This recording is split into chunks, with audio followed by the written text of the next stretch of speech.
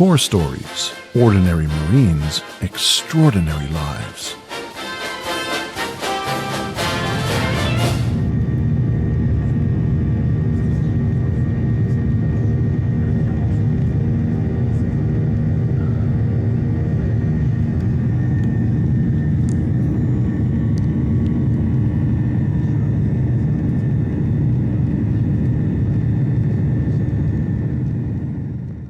Decided to move over to Waterbury, Connecticut, where I kind of stood most like around all the East Coast, Georgia, New York, all that sweet stuff.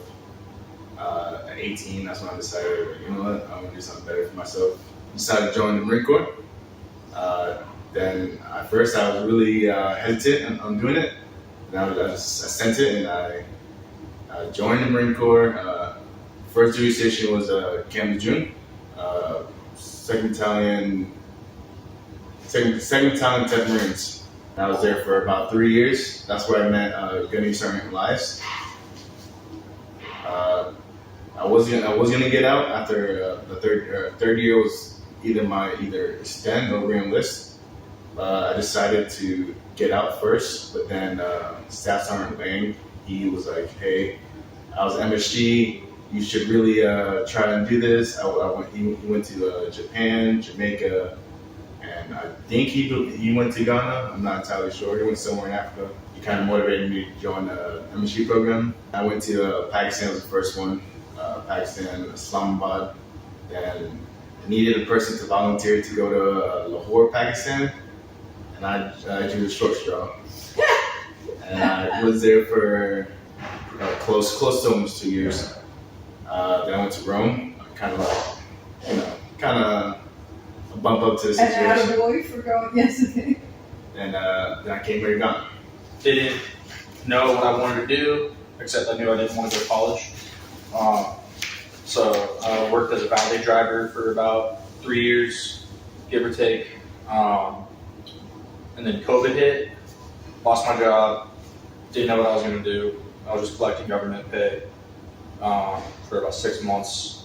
And then I decided I was going to join the Navy, try to be a fireman. Talked to a few of my buddies that were in the military, and I found out that Navy doesn't send their guys to the fire academy on their first enlistment. So I figured out the Marines do. So I'm like, okay, let's join the Marines. Went through the whole process, went to MEPS, took the test or whatever. One of them was a colorblind test, and I failed. So figured out I was colorblind. Immediately disqualified me from like 80% of all jobs in the military. And then talking to my recruiter, my choices boiled down between infantry, intelligence, and then he told me about the MSG program and like the thing for like the MG pass, like me and him, the route that we take, being an infantryman, getting infantry training, and then going to MSG school, boot camp, school of infantry, MSG school, that's post. Yeah. So I did that. It was all, it wasn't too challenging, MSG school. OC spray sucked. That was definitely the worst part of it. I went to Paris. Got really lucky. I went with my best friend from boot camp. Me and him both got Paris. So I spent a year out there with him, year and some change. Loved it. It was great. January 2023, I got here. You've been here over a year. Yeah, I'll be here till May. So I got extended once in Paris, like one movement cycle, and I got extended 2 more here. I was trying to keep it in a family tradition, like his dad was a Marine, my dad was a Marine, so I decided. You're the 3rd generation Marine in your family. Yes, ma'am. Oh my goodness, that's amazing. It was either I had an offer to play D2 college baseball, but I turned it down because I wanted to keep my tradition going in my family, to keep the Marine in line. So my dad was proud of me when I joined the Marine Corps. It's kind of sad that I turned down the baseball offer, but the Marine Corps has been doing me good, and I'm proud of it. What made me chose the MSG program was I told my recruiter that I wanted to work for like FBI when I got out, and then he's like, "Oh, here's the Marine Security Guard. You get a top secret clearance, and I'll help you towards what to do what you want to do when you get out." Now I just want to be a state trooper when I get out, so Same when I toured last year over here. I'm an Mission F. I went to SOI for School of Infantry. Then went to McKessich. Yep. And then the worst part about the MSG schoolhouse was just getting OC sprayed because that was a terrible time. Yeah. But I'm liking it so far. I thought when they told me I was going to Africa, I thought it was just going to be, oh, okay, you gotta be on your toes every time because you don't know what could happen. And I get here, people are nice. I like Ghana. I barely go out. I like staying in my room, talking to my family, playing my game. But after it's not so bad. I'd come back here again. But yeah, that's. So I graduated MSG Schoolhouse. December something. No, a lot earlier than that. Like maybe May or March. Really? Yeah, super early, and I was stuck in the schoolhouse because the visa for Pakistan takes about 3 months. Oh my gosh. Then the 3 months mark came by. I asked, and they said they lost it. So they had Oh my gosh. they had to do the visa process again. And after that, I was there for another 3 months. And Christmas Day, it was a week before I was gonna get a different post. They called me, was like, "Hey, your visa doesn't come in next week. Yeah. You're going to different post." Yeah. I was like, "Okay."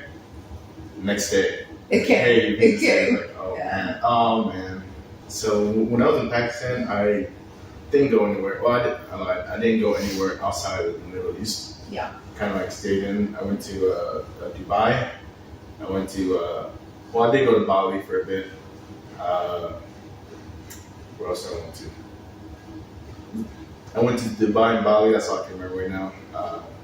But then going from the Middle East to Rome to Europe, it's a big culture shock. Coming home, because we get allotted 15 days of leave to go home between posts, and even going home, it wasn't as different as Europe.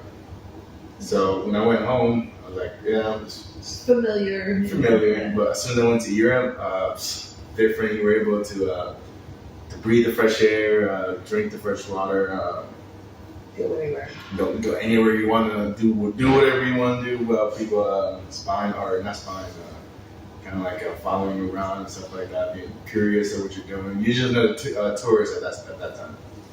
I was in Rome from beginning of actually the end of December of 2022 to almost can't remember when I came here. I think it was a week after he did. So when I was in Rome, it was fun. It was I say that a lot. It's a fun place to be at. Italian food is my favorite food at all times. I love pasta, love pizza. I had a lot of fun. I like to go out a lot, and I did my time in Rome going out a lot.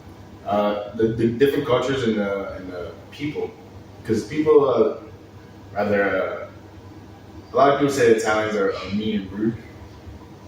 That's what I hear. Okay. But they're more of ambitious.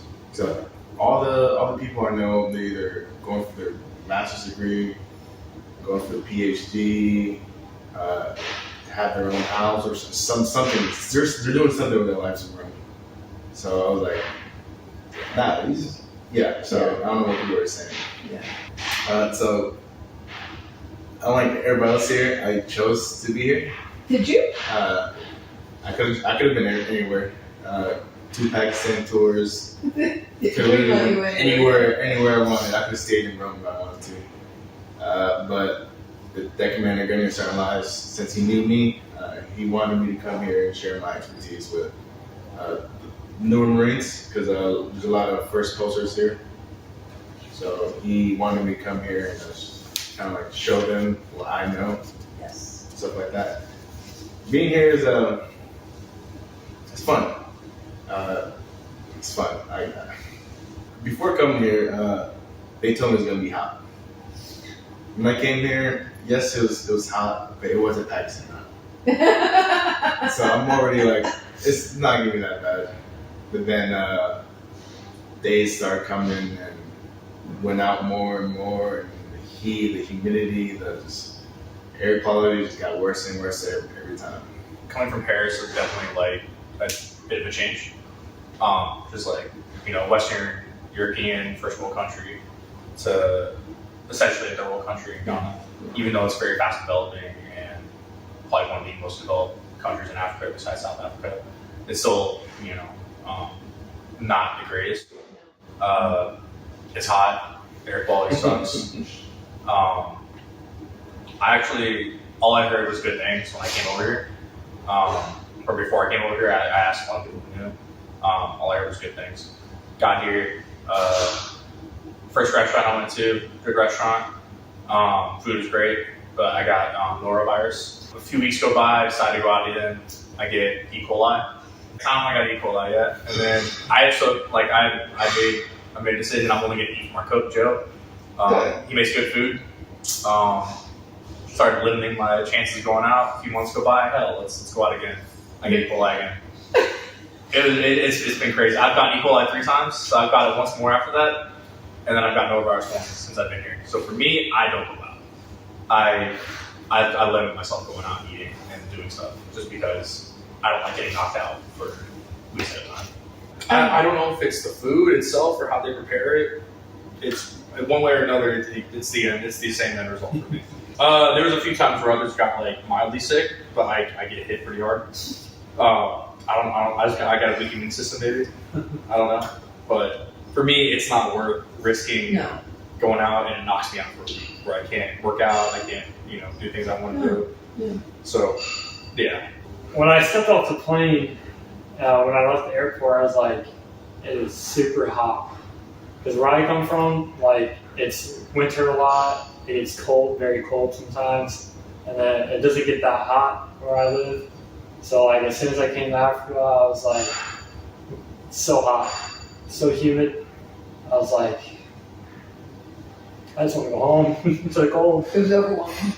But when I got here, the people were nice to me. They're very genuine, caring, like nice people. I asked a guy for directions, like where to go, because I was confused, like where the exit was, like to get out of the airport. So I was like, I asked him, and I was like, "Do you know where the exit's at?" And he just pointed to where to go. So I was like, "Thank you." And we got to the embassy. It was a really nice embassy. I was like, there was great people. I feel like I remember here. When I got here, everybody was like welcoming, they were kind to me, treated me as if I've been here forever. They've helped me snap into my job, on how to learn it, how to get good with it. I'd say I've only been out a couple times with him. He's taken me to a couple places, like for my birthday, and just to go out to try new things. Because I don't really go out. I like to stay in my room, talk to my family or friends or play my game. But never gotten sick yet here. Hoping I don't get sick while I'm here. But so far I'm loving Ghana. It's very beautiful, very nice. Right after Pakistan, or when I went to Pakistan, it almost instantly prepared me. Because the culture shock, the different environment, like the stuff you gotta worry about, either learn how to do it or you go home. And instantly I was kind of trying to accumulate to the situation, to the culture, to the people and all that stuff. People over there is nice, yes. Like him. Very first time I went out, it was the second week I was there. I saw them cooking some meat on the skewer, and that's going around. Sure. It smelled really good, really good. First time, no one told me not to eat food from on the streets. As soon as I ate, I got E. coli. I was out for a week. Then when I went to Lahore, since Islamabad, the water is potable only in the MSGI.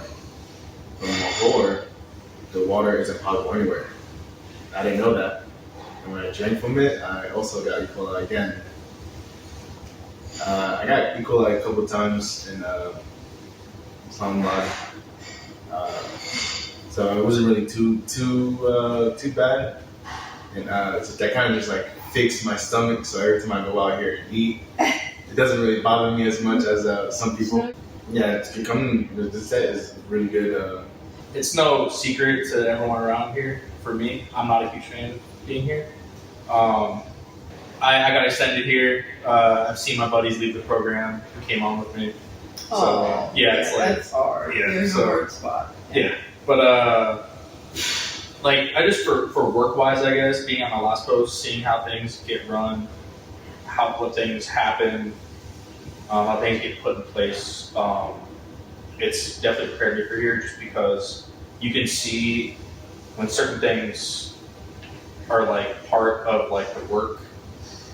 Sorry, things that are set in place for rules and stuff like that, they will persist until someone steps in and changes it, and that rarely happens. Yeah. So stuff that maybe was set in place 6 years ago could still be in place right now.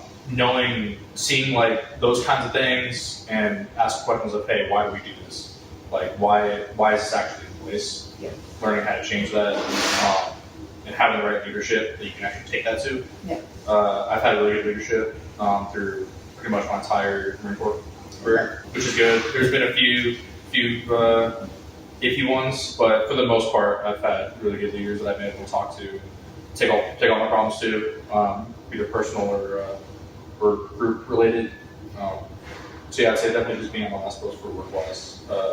Well, I'd say what prepared me to be an MSG was when I got to the schoolhouse, all the rules they said we had to follow, all the schooling we had to like do, all the stuff we had to memorize, just all that like got all on me. So I was like, I had to deep dive into all of that, make sure I knew everything about my job, knew what I was going into, how to protect an embassy if it got attacked or something like that. But it taught me how to help others too.